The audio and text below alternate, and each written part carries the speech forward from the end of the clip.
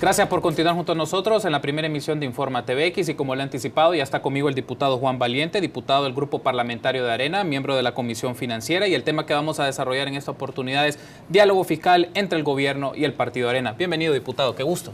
Bueno, buenas tardes, un gusto estar contigo y con tu audiencia. Gracias por tomar un tiempo para estar con nosotros en esta oportunidad y me gustaría que iniciemos la entrevista con esto, ¿no? De momento el diálogo en las mesas conformadas por funcionarios de gobierno, miembros del Partido Arena, están suspendidas. ¿Hay alguna posibilidad de retomarlas o el año preelectoral no lo va a permitir? Bueno, yo creo que efectivamente la solución está en manos del gobierno. El gobierno ha sido muy hábil en generar lo que estamos enfrentando porque yo creo que tienen una agenda diferente. Yo estoy cada vez más convencido que el gobierno le apuesta a la crisis financiera, al impago y probablemente incluso a quitar la dolarización y sacar nuevamente los colones. ¿Cree usted que es un escenario tan sombrío, por utilizar un término? Bueno, sombrío depende de cuáles sean los intereses. Si tú querés destruir el país para supuestamente reconstruirlo de nuevo y hacer un país diferente al que todos soñamos, bueno, quizás no es tan sombrío, sino que tiene sentido. Mira lo que pasó, nosotros el 10 de noviembre firmamos un acuerdo por 550 millones de dólares. Les dimos los votos para la emisión de bonos que todavía no han colocado. O sea que había tal urgencia, pues no sé, todavía no los han colocado. Luego de eso, el gobierno se comprometió en el acuerdo a negociar el presupuesto 2017. Los diputados de la Asamblea Legislativa pasaron 6 semanas diciendo no se puede, es inconstitucional. Una noche antes de ser aprobado, vaya, sí se puede, pero poquito. Y entonces le dan gusto para conseguir votos a los diputados de otros partidos políticos con 19 millones sin tocar la esencia del presupuesto, lo que estaba malo, y aprueban el presupuesto. O sea, ¿se pudo o no se podía? Entonces es como realmente yo creo que le están apostando a que hay un descalabro y a tratar de echarnos la culpa a nosotros, porque inmediatamente después de aprobar el presupuesto 2017 sin los votos de Arena, con la intención de aislar a Arena, ¿qué pasó? Ah, miren, aquí está la mesa de diálogo y ¿por qué no regresan si los hemos estado esperando? O sea, congelaron las mesas de diálogo desde el 10 de noviembre, de hecho la mesa económica a la que yo pertenecí se reunió la última vez el 22 de noviembre del año pasado, nunca volvieron a convocar, lograron lo que querían, aprobando un presupuesto 2017 que al final es un presupuesto malo, ya la calificación de Fitch es evidencia que hay una necesidad de 1.300 millones de dólares de financiamiento para este año. Entonces quiere decir que ese presupuesto no tenía toda la información, incluía faltantes importantes. Lograron lo que querían y entonces empezaron con el discurso, nosotros siempre hemos estado abiertos al diálogo, y ustedes ¿por qué se fueron de las mesas? O sea, realmente lo que quieren es que se genere una crisis financiera y van a decir es que Arena se fue de la mesa. Mire, lo que tenemos que hacer es cumplir los acuerdos. Diputado Valiente, el Partido Arena ha mencionado que no fue parte de la aprobación del presupuesto por un aspecto muy particular, que este presupuesto no tenía correspondencia con la ley de acuerdo fiscal, que era uno de los puntos que se ha mencionado, ¿no? Que este presupuesto debiera ir en esa sintonía. Hay un aspecto, ¿cómo se puede vislumbrar una formulación presupuestaria pensando ya para el 2018 y las características que va a tener, considerando que el marco fiscal de mediano y largo plazo es de 10 años y va a trastocar a 3 gobiernos? Entonces, ¿cómo se puede lograr gestionar un presupuesto con las características de una ley que la Asamblea aprobó en noviembre del año pasado? Bueno, evidentemente la ley está aprobada, entró en efecto el 1 de enero de este año y este presupuesto no la cumple. La ley pedía a ciertos ajustes, especialmente en la parte del déficit, que se fuera reduciendo cada año por los próximos 3 años, y este presupuesto tiene alrededor de un 3.2 de déficit, lo cual, bueno, de acuerdo a los datos de Fitch, quizás un poco más, cercano al 4% de déficit, porque dijo Fitch que eran 1.300 millones, y entonces así no vamos a poder caminar. Yo creo que la única alternativa es si seriamente nos sentamos para tener acuerdos que se cumplan a lo largo de 10, 15 años. Si no hay manera de garantizar que eso se va a cumplir a lo largo de 10, 15 años, nosotros no estamos dispuestos a seguir haciéndole el juego al FMLN para que al final destruyan el país. O sea, si lo que quieren es impago, ya saben lo que tienen que hacer. Si lo que quieren es impago, lo que tienen que hacer es seguir aislando Arena como que ese fuera su reto, no gobernar para la gente. Y cuando haya crisis e impago, entonces realmente los ciudadanos, especialmente los más pobres, son los que van a sufrir. Miren, nosotros les hemos sacado las castañas del fuego en 2 ocasiones ya. Los 550 millones del año pasado, que se aprobaron en noviembre, y el 20 de diciembre evitamos el impago. Y eso ni se ha conocido, ni han dicho nada, ni siquiera nos han dado las gracias, que no las esperábamos porque es por responsabilidad con la gente. Pero el 20 de diciembre nosotros prorrogamos el plazo de un préstamo que vencía el 30 de diciembre. Si esa prórroga, que requería 56 votos, no la hubiéramos dado nosotros, el 30 de diciembre hubiera habido ya un impago reconocido internacionalmente, porque en términos nacionales el impago ya es una realidad. Los proveedores, hay muchos proveedores a los que se les debe desde hace muchísimos meses e incluso años. Entonces el gobierno está financiando sobre las espaldas de proveedores y haciendo que incluso proveedores pequeños lleguen a, no sé si han quebrado ya algunos, precisamente porque no se les cancela las deudas que el Estado adquiere con ellos. En uno de sus últimos comunicados de prensa para el año 2016 del Fondo Monetario Internacional mencionaban que hay 2 aspectos que resaltaban sobre el 2016 y que proyectaban para el 2017. El primero es la necesidad de tomar medidas fiscales de alta calidad, pero también hablaban de transparencia del gobierno como de las empresas y a la vez fortalecer las medidas de seguridad social. ¿Cómo se puede lograr uno de los primeros aspectos? Mire, yo creo que en este momento quizás lo que tendríamos que hacer es volver a hacer el presupuesto, porque el presupuesto no tiene las prioridades que debería tener. Nosotros como país tenemos que decidir dónde invertir para salir adelante y uno de los temas es la educación. La educación está yendo para atrás y realmente a pesar de los esfuerzos del ministro, que en algunas áreas son muy buenos, en otras no estamos tan satisfechos con sus logros, no tiene los recursos que necesita. Entonces nosotros deberíamos decir, bueno, ¿cuánto se requiere en educación? Bueno, para el año 2017, para ir aumentando al 6%, que es lo mínimo que internacionalmente se reconoce como necesario para que un país se desarrolle, deberíamos estar en 1.100 millones. Estamos en 940. Entonces, ¿qué deberíamos hacer? Decir, hacer el presupuesto de nuevo y poner los 1.100 millones para educación, porque al final es lo que la gente recibe del Estado. Poner lo que se requiera en salud. Sean 700 millones, ponemos los 700 millones en salud. Veamos lo que requerimos en seguridad, lo ponemos. Y con el resto, vemos para qué alcanza. Porque no tiene sentido, digamos, estarnos reventando 796 millones más al año, del 2008 al 2015, en personal. Cuando la gente en el sistema educativo lo que ve es un deterioro palpable de las infraestructuras, de la calidad, de los materiales.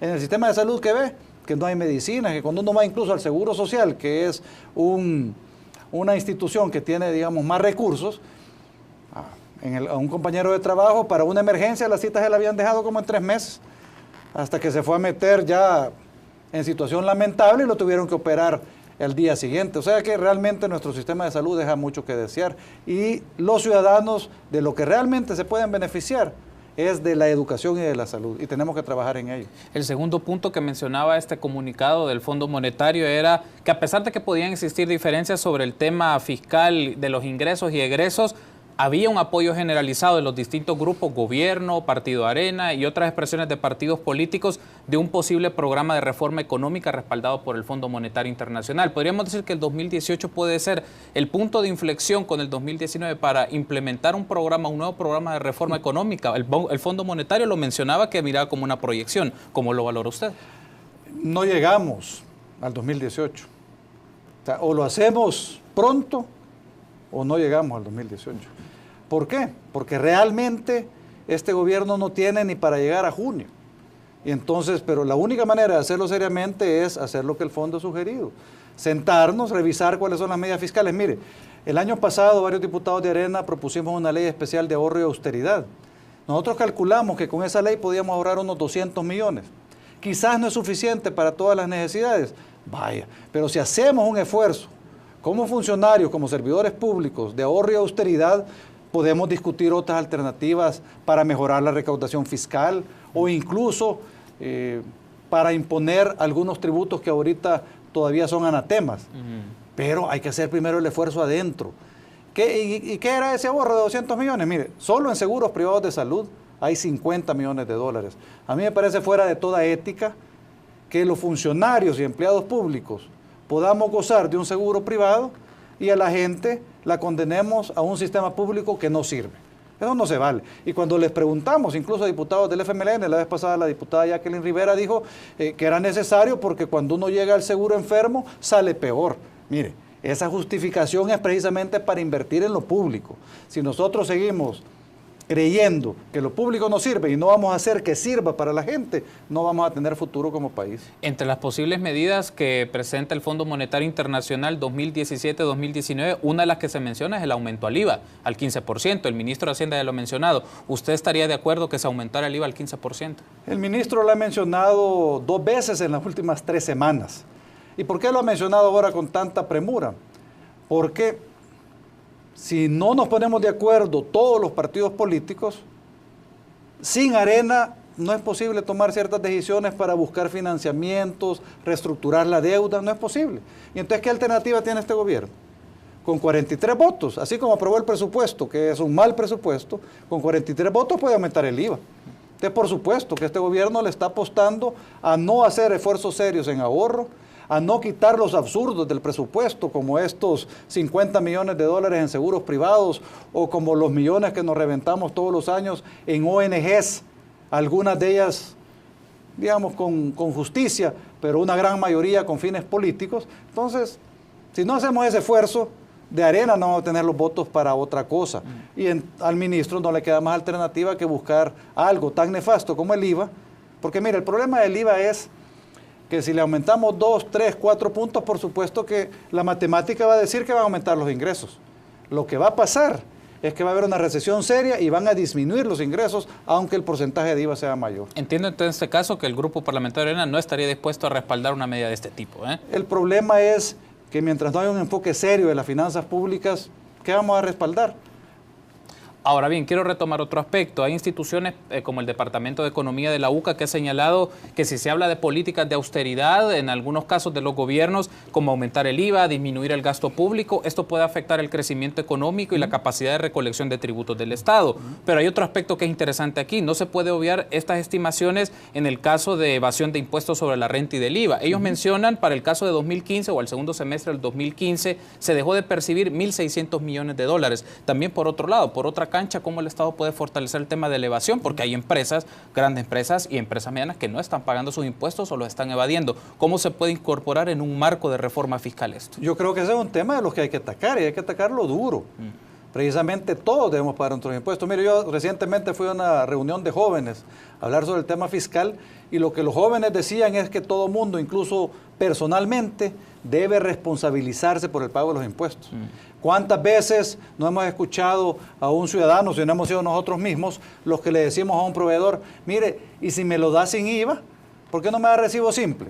Entonces, ahí empieza, en la responsabilidad personal de cada uno de nosotros en que tenemos que pagar nuestros tributos. Por supuesto, hay que fortalecer al ministro de Hacienda para que pueda recaudar de mejor manera los tributos de las empresas también. Pero no se deje engañar por los cantos de sirena que son 1.600 millones. No hay un estudio serio de los 1.600 millones y no se sabe ni siquiera cuánto es IVA, cuánto es renta. Deberíamos hacerlo. Y normalmente las empresas, especialmente las grandes, que son menos de 100, ellas están súper fiscalizadas. O sea, no es cierto que la gran empresa sea la principal evasora de impuestos, porque en las grandes empresas los agentes del Ministerio de Hacienda están encima, porque son pocas y precisamente por su relevancia. Yo creo que hay otros sectores que hay que buscar en la responsabilidad personal de los ciudadanos, en el sector informal que tenemos que... Pero si lo que hacemos es tomar decisiones para promover la informalidad, como el incremento del salario mínimo que se hizo sin gradualidad, de un solo, en un enfrentamiento más político, ideológico que técnico, entonces, ¿qué hacen las empresas? Mejor se van a la informalidad que se formalizan. Nosotros necesitamos que toda la actividad económica del país se formalice precisamente para garantizar que los tributos lleguen al Estado. Otro de los aspectos que se habla, mencionamos evasión, por otro lado el tema de elusión. El mismo informe del Departamento de Economía de la UCA habla que para 2015 se dejaron de percibir en concepto de elusión 409.7 millones de dólares. Y esto es en tema de incentivos fiscales, reducción de tasas, exenciones de diferentes tipos. ¿Cómo ve usted el tema de la elusión? Y hay ciertas exenciones que se le brindan a las empresas que se pueden suprimir o ciertos incentivos que se pueden suprimir para efectos de percibir más ingresos al erario público. Mira, en este momento cualquier economista serio sabe que los términos de evasión e elusión son difíciles de diferenciar. Lo que yo sí te diría en el tema de probablemente deducciones o gastos que no son genuinos de la empresa, que efectivamente en el 2009, bajo la presidencia del expresidente Funes, se tomaron decisiones importantes que fueron cerrando posibles portillos de elusión. Y yo creo que hay que hacer una nueva revisión y ver si es necesario hacerlo. Nosotros necesitamos garantizar que los impuestos lleguen al Estado. Pero así como necesitamos garantizar que los impuestos lleguen al Estado, necesitamos garantizar que se usen de manera responsable. Entonces, a la gente, por supuesto, no le gusta seguir pagando impuestos cuando se malgastan los recursos del pueblo en seguros privados de salud, cuando se malgastan los seguros del pueblo en tanta cosa innecesaria, cuando el sistema de educación y salud lo tienen tirado, pero para otras cosas siempre hay. Entonces, yo creo que todo esto es parte del mismo esfuerzo. Para crear una cultura de responsabilidad en el ciudadano y en las empresas, tenemos que además garantizar que haya una cultura de respeto y buen uso de los recursos. Si eso lo hacemos conjuntamente, vamos a caminar en el sentido correcto. Perfecto, diputado. Tenemos que hacer una pausa. Me gustaría que en el segundo bloque tratemos otro tema, el tema de la deuda pública, y hablemos un poco del tema del sistema previsional. Creo que son dos temas importantes que es necesario abordar ante la opinión pública. Permítanos una pausa, continuamos con más en Informa TVX.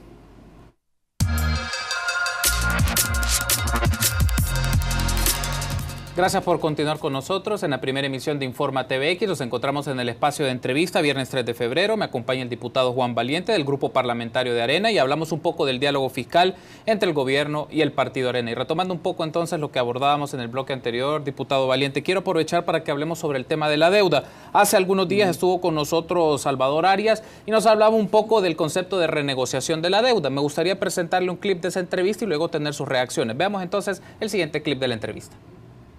Lo que yo planteo es que nosotros debemos políticamente, nosotros como país, declararnos en default y hacer una propuesta clara de renegociación de la deuda. Yo le pongo en 3 ejes centrales. 1, pedir una moratoria a la banca multilateral por 10 años en intereses y el principal. Y eso, lo que nosotros le debemos a la banca multilateral, no le afecta en nada. Segundo, nosotros le debemos 400 y pico de millones bilaterales a gobiernos, a España, a Alemania, que son países ricos, un poquito Estados Unidos, pues pedirles una condonación. A ellos sí una condonación. Pues sí, ayuden a este país a salir de la crisis. Si nosotros, y el resto de la deuda, que es de deuda por los eurobonos, esa deuda cuando nosotros declaremos incapacidad de pago se va a ir al suelo porque se va al mercado, se descalifica la deuda. Y entonces el precio, el valor de esa deuda se va a disminuir, no necesariamente los intereses porque está amarrado que tenés que seguir pagando los mismos intereses, pero sí el valor y entonces tú al final puedes llegar a comprar más barato. Entonces tú tienes que reestructurar, ¿por qué? Porque eso te libera recursos y que no nos den más préstamos y comprometámonos con los multilaterales, si nos dan 10 años de moratoria y con los países que nos den condonación, nos comprometemos que lo que pagamos ahorita de servicio a la deuda, que es superior a los 1.000 millones todos los años, lo vamos a invertir en el desarrollo de este país. Teníamos entonces las declaraciones del economista Salvador Arias y ahí plantea el tema de renegociar la deuda como una posibilidad. ¿Cómo lo ve usted, diputado Valiente? Bueno, veo, por lo menos parcialmente, una confirmación de lo que te he estado diciendo. O sea, porque él plantea renegociar, pero ¿cuál es el primer paso para el economista? El primer paso es caer en default. El primer paso es el impago, la crisis financiera. Yo no sé si él será, ciertamente del frente, pero pareciera que es el que está asesorando a algunos de los políticos actuales y de los diputados, porque en las acciones que están llevando a cabo, como que quieren ir en esa dirección, tratando de echarle la culpa a Arena, pero buscando después de un impago, buscando alternativas en la dirección que menciona el economista Salvador Arias. Lo que yo sí te diría es que nosotros creemos que hay otras alternativas. Por supuesto que si el objetivo es seguir gastando como barril sin fondo, pues entonces es difícil. Él habla de 1.100 millones. Mira, del 2008 al 2015 gastamos 796 millones más en personal, en remuneraciones. O sea, por supuesto que las pudimos haber usado, esos 796 millones, en otra cosa. Ahí estaban las necesidades de educación y las necesidades de salud. No, sin embargo, este gobierno decidió reventarse casi 800 millones al año en pago de personal. Por supuesto que ahorita ya no nos alcanza. Y entonces no solo es un problema del servicio de la deuda, es un problema de qué hacemos con los recursos. Entonces yo siento que lo que tenemos que hacer es analizar fríamente la situación del país y hay que tomar medidas. Probablemente van a ser medidas duras, difíciles, pero nosotros les hemos dicho al gobierno que si tomamos las medidas correctas para enfrentar la crisis en un periodo de 10, 15 años, ahí van a estar los votos de Arena. Por supuesto que se necesita aprobación de más deuda, se necesita aprobación de más deuda. Pero la idea es que tú vas aprobando cada vez menos deuda y vas generando un mejor uso de los recursos públicos para que haya inversión donde se debe invertir. De manera que a lo largo de ciertos años hemos salido de la crisis financiera en que estamos. Porque ahorita no hay dinero para nada. Ha mencionado usted que puede ser un escenario de medidas duras, difíciles. Sí. Cuando se refiere a ese tipo de medidas, ¿cuáles son? Por supuesto que si hay una contracción del gasto público, eso impacta la economía. Son medidas normalmente que tienen un impacto recesivo, quiere decir que enfrían la economía y al haber menos actividad económica, para todos es más difícil. Si además se llegara a requerir, después del esfuerzo de mejorar recaudación fiscal de otros tributos, se ha mencionado en las pláticas con el Fondo Monetario Internacional, el gobierno ha mencionado el IVA, ha mencionado el impuesto al patrimonio, ha mencionado el impuesto predial. Sí. Cualquier otra carga impositiva también puede tener un impacto en esa dirección.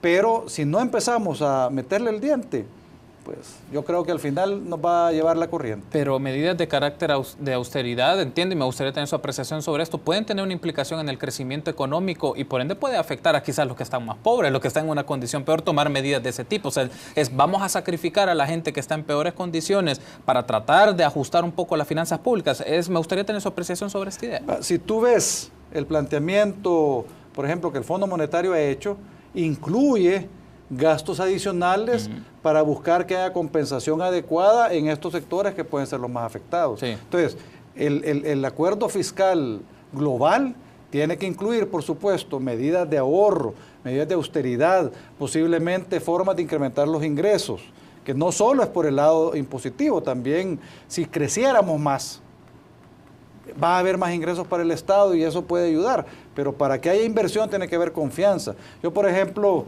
hace unas semanas quise que la Comisión Financiera enviara a archivo una propuesta del FMLN de hace 17 años para quitar la dolarización. Y yo les decía, es necesario darle certeza al país y a los inversionistas que realmente ustedes no están interesados en seguir promoviendo esta idea que es un poco loca. No quisieron.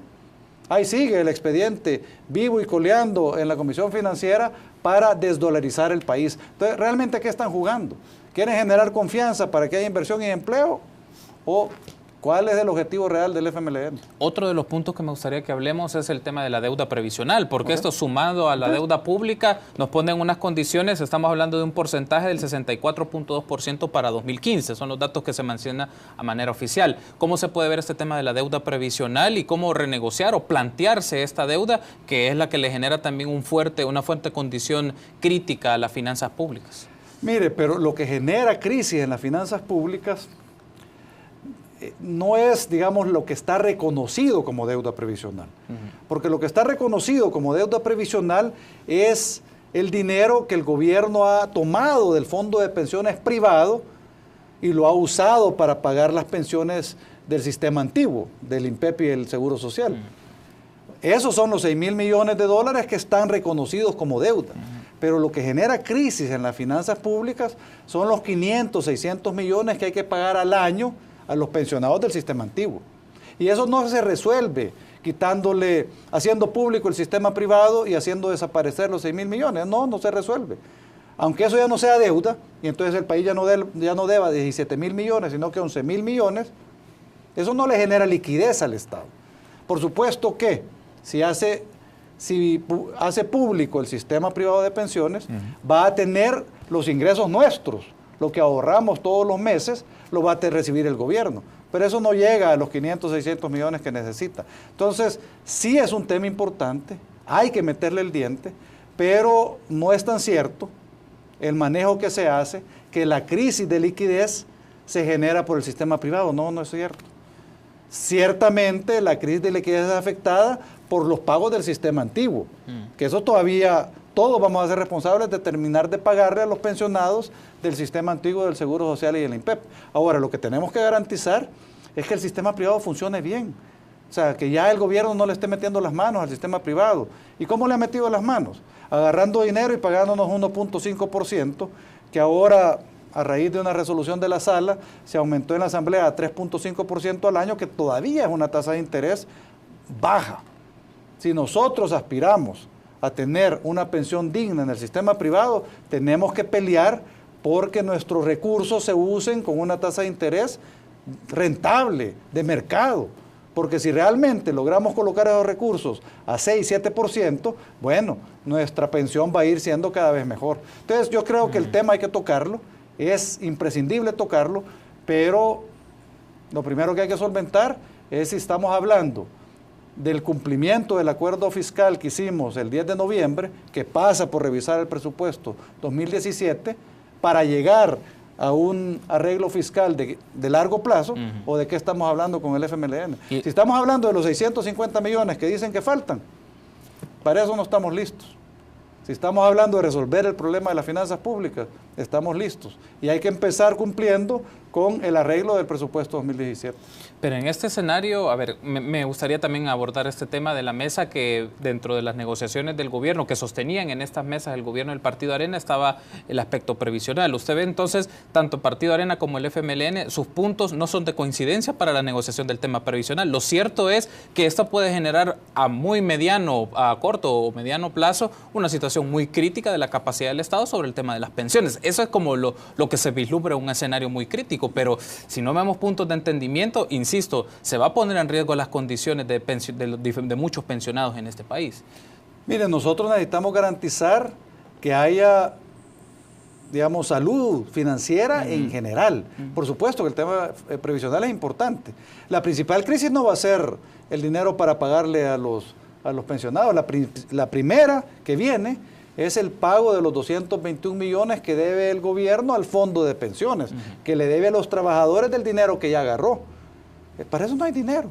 ¿Cuánto pusieron en el presupuesto? $1,000 pusieron. De 221 o 227 millones, que es lo que se debe para este año. Entonces, sí hay que tocar el tema.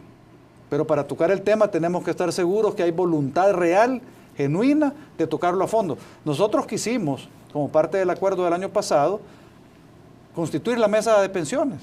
Y la idea era constituirla con personal técnico, no solo nacional, sino que internacional. De manera que las recomendaciones vinieran sin que fueran politizadas, sin una visión ideologizada del tema de pensiones.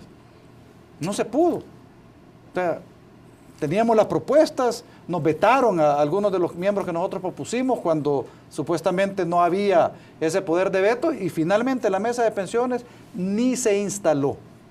Entonces, yo creo que haría un llamado al gobierno y al FMLN que efectivamente la decisión está en manos de ellos, y necesitamos saber si están listos para sacar adelante del país y para enfrentar los problemas del país, o si se van a contentar con aislar a Arena, atacar a Arena y llevar al país al descalabro. Cierro con esto, diputado Valiente. Uno de los aspectos, si hacemos una lectura en el tiempo de carácter histórico, menciona el gobierno que desde su gestión, desde el 2009, ha enfrentado situación de crisis económica, pero a la vez que se ha alargado el tema de la deuda. Es decir, que a ellos les ha recaído un pago de una deuda que viene de años anteriores, con el caso en la aplicación particularmente del ciclo de las letras del Tesoro. ¿Cómo ve usted esta lectura en el tiempo? Porque ellos mencionan, bueno, esta deuda que antes era a corto plazo, se hace a mediano y largo plazo, nos cae a nosotros, entonces estamos en este escenario, tenemos que ver cómo maniobramos, y el gobierno plantea este escenario. La oposición no nos apoya, tenemos también afectaciones desde el lado de la Corte Suprema de Justicia, entonces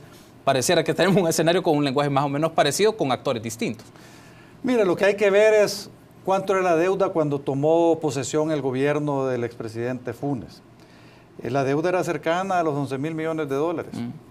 O sea, si en todo este periodo solo han pagado deuda, bueno, entonces ya deberíamos solo 5.000 millones. ¿Pero cuánto debemos? Debemos 17.000 millones.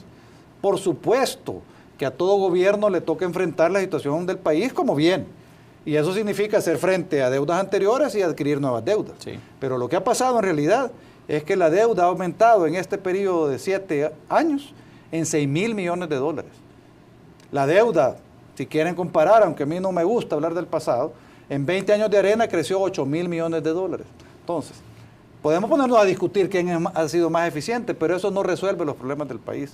Lo que tenemos que hacer es revisar realmente cuáles son las motivaciones del diálogo. Ojalá que el delegado de Naciones Unidas pueda ayudar a desentrampar este tema, pero si no lo hacemos pronto, lo que yo veo venir es una crisis financiera de grandes magnitudes y que lamentablemente nos va a hacer retroceder en todos los índices.